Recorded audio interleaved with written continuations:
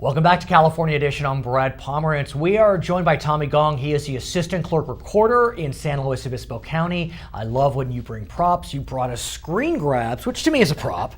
And the first screen grab we have is a voter registration status check-in lookup. Yes, exactly. Tell us.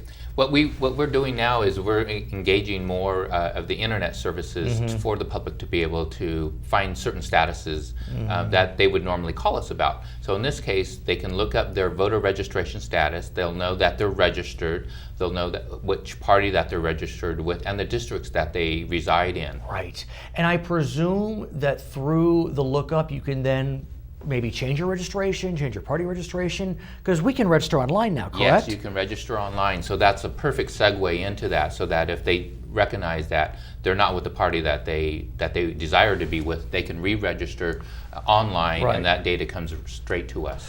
There's also, and here's our next screen grab, if I can call it, one can look up campaign finance reports at slowvote.com, just like looking up your voter reg status. Exactly, yes. The campaign finance reports is something that we just instituted recently here. So oftentimes what would happen is a reporter, if they're looking up the campaign finance reports, is that they're going to come to the office and look them up. Now they can actually look them up online, and not only that, but the candidates file that paperwork with us electronically. So all that information comes to us and then is redacted, which is required when it's available online. Certain addresses of the contributors, for example, have to be redacted. Oh, is that true? Yes, but that is true. Do they need to be redacted if you look at them? No, if they do come to the office, then they can see the unredacted. Do you know the policy reasons? It's only to protect the any identity theft, for example. But you could go to the office. You can still go to the office. But I understand where you're going. We also can check our polling place, and that I think may be the most helpful, our third screen grab. Tell us about the lookup for polling places. Yes, that's something that we've instituted maybe about 5 years ago, and it's been fantastic because now somebody can just put in their address and they can find out where their polling place is located. And with that in mind, we also provide photos of it so that people can recognize that it's this church or this school or this public building. And not only that, but we provide photos to illustrate the accessibility issues that someone might have if they're in a wheelchair or if they're blind.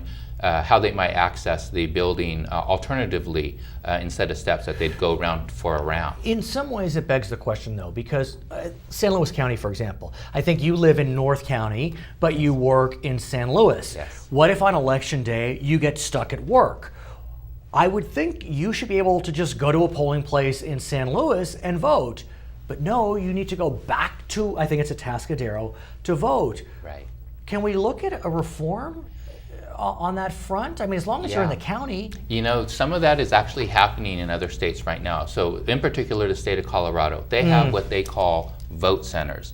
And what vote centers are large distribution, large polling places, so to speak, and which they house all of the ballots across the county. So regardless of where you live, you'd be able to go to that polling place and be able to vote on the ballot that you're entitled to vote on, all of the contests that you're entitled to. So they will have, because I mean, literally from block to block, the ballot could look different. Exactly. But they will have a ballot for your block, no matter where you are, as long as you're in your county though. Yes, exactly. Now what we would do there is we would have what you would call a ballot on demand printer. So somebody comes to the counter, say I live in Atascadero, but they're in San Luis Obispo, we would generate a ballot that would have the Atascadero Could measures this be on it. done at the county level, or would the state need to authorize?